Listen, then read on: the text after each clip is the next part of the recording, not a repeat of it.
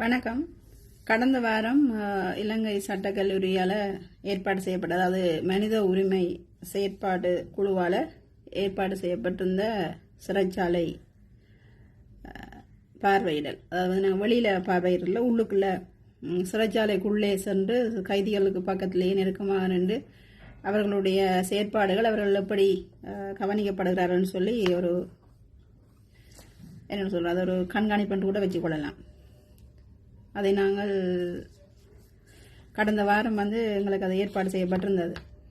அந்த வகையில் வெலிக்கடை சிறைச்சாலைக்கு நான் சென்றிருந்தேன் கடந்த புதன்கிழமை.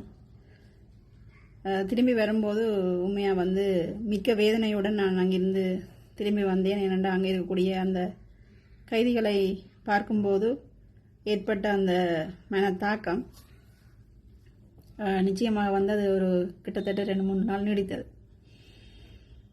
என்னன்னு சொன்னால், அங்கே இருக்கக்கூடிய அந்த கைதிகள் அவர்களும் ஒரு மனிதர்கள் தானே. உள்ளுக்குள்ளே அவர்களுடைய வாழ்க்கை முறை, அவர்களுடைய அந்த வேலை செய்கிற நேரங்கள், அவர்களுக்கு வழங்கப்படக்கூடிய அந்த ஊதியங்கள்னு சொல்லி நிறைய விடயங்கள். அதில் முக்கியமாக என்ன மிகவும் பாதிச்சு என்னன்னு சொன்னால், நான் நிறைய தமிழ் மக்களை அங்கே நான் கண்டேன். என்னன்னு சொன்னால், அங்கே இருக்கக்கூடிய தமிழ் மக்கள் குற்றம் செய்தவர்கள் என்றதுக்கு அப்பால நிறைய அரசியல் கைதிகள் அங்கே சிறை வைக்கப்பட்டிருக்கின்றார்கள்.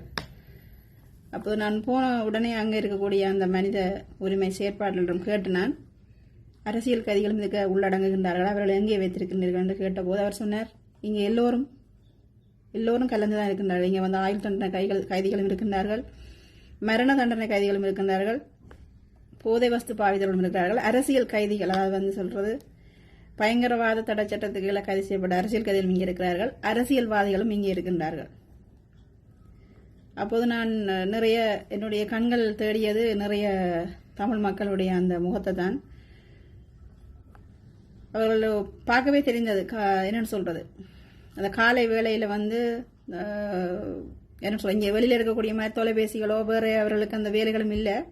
அவர்கள் அதிகாலையில் எழும்பி அந்த சுத்தமாக எல்லாரையும் பார்த்தா ஒரு அந்த உள்ளுக்கு இருக்கக்கூடிய அந்த சிறை மிகவும் சுத்தமாக இருந்தது. எல்லாம் என்ன சொல்றது, பூங்கன்றுகள் இருந்து எல்லாமே நேர்த்தியாக அங்கே இருந்தது.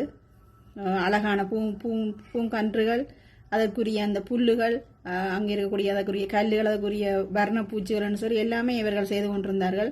எல்லா கைதிகளும் தூய வெண்ணிற ஆடை, காலையிலே குளித்து பூச்செல்லாம் பூசிக்கொண்டு, திருநூற்று பூச்சி பூசிக்கொண்டு, குங்கும பூச்சி பூசிக்கொண்டு எல்லோரும் இருந்தார்கள். அங்கே இருக்கக்கூடிய வழிபாட்டு தலங்கள் எல்லாம் 3 மதங்களுக்கும் உரிய 4 வழிபாட்டு தலங்களும் இருந்தது. விகாரை இருந்தது, கோயில் இருந்தது, தேவாலயம், பள்ளிவாசல் எல்லாமே இருந்தது.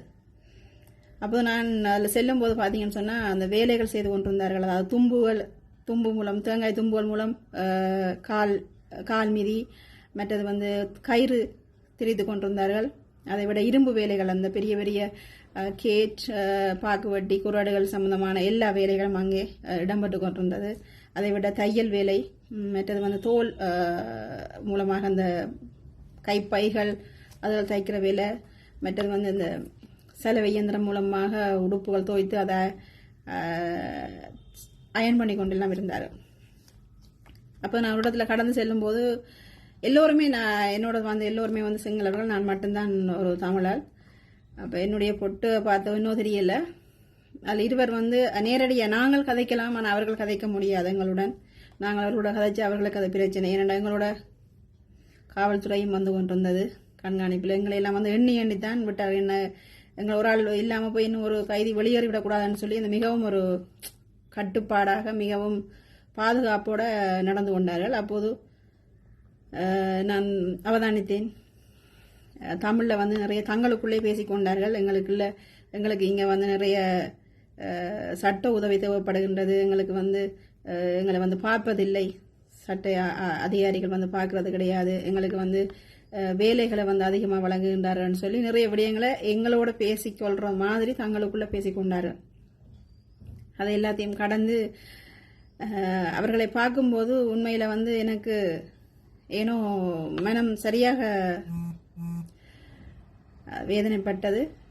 எல்லோரும் அந்த தங்களுடைய குடும்பத்தை அவர்கள் இழந்து ஏதோ குற்றம் செய்தவர்கள் பரவாயில்ல, குற்றம் செய்யாத அந்த அரசியல் கதைகளை தான் நான் இங்கே முக்கியமாக வந்து முன்னிலைப்படுத்துகிறேன். எத்தனையோ அப்பாக்கள், எத்தனையோ சகோதரர்கள் இன்றைக்கு தங்களுடைய குடும்பங்களை பிரிந்து தங்களுக்கான அந்த நீதி வந்து மறுக்கப்பட்டு இதுவரை காலமும் குற்றம் செய்யாமல் அங்கே தடுத்து வைக்கப்பட்டிருக்கக்கூடிய இந்த அரசியல் கதிகளுடைய முகங்கள் வந்து எனக்கு இன்னும் வந்து என்னை விட்டு அகலையில்.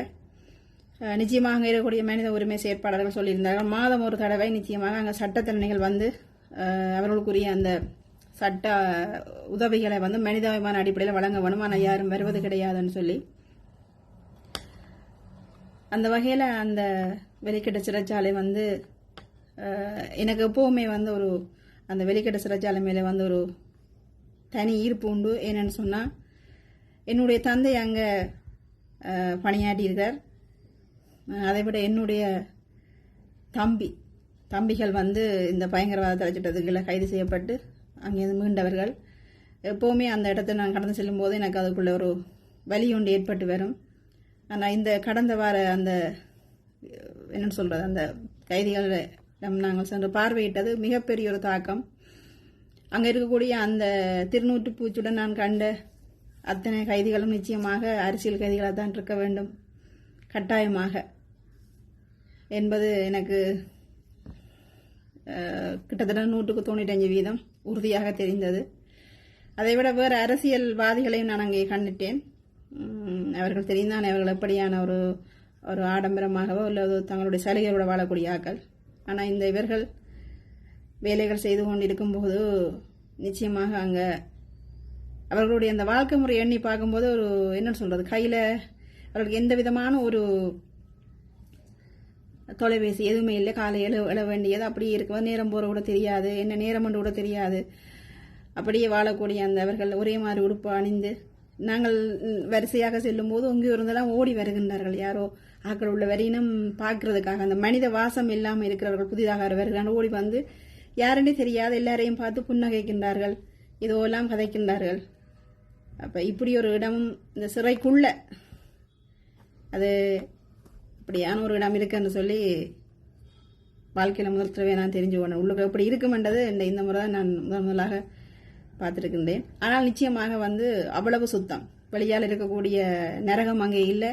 அவ்வளவு ஒரு குப்பை கூட கிடையாது. அவ்வளவு அழகாக அவ்வளவு நேர்த்தியாக அங்கே வைத்திருக்கின்றார்கள் கைதிகள். நன்றி.